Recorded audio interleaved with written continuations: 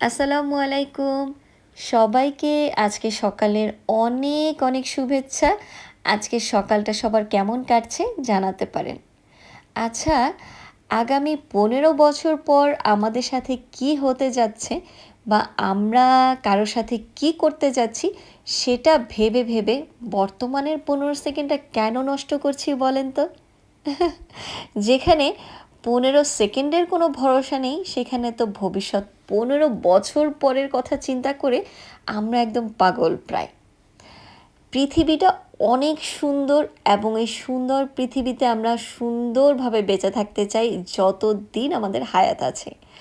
যদি উশৃঙ্খলতাটাকে পরিহার করা যায়, জীবন সুন্দর। ট্রাস্ট মি, জীবন অনেক সুন্দর আলহামদুলিল্লাহ।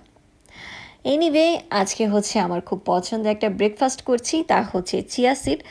গতকাল রাতে এটা আমি দুধ দিয়ে ভিজিয়ে ফ্রিজে রেখেছিলাম, আর আজকে সকালে ফ্রিজ থেকে বের করে এখানে হচ্ছে খেজুর আর পাকা আম দিয়ে আজকে আমি ব্রেকফাস্ট করছি।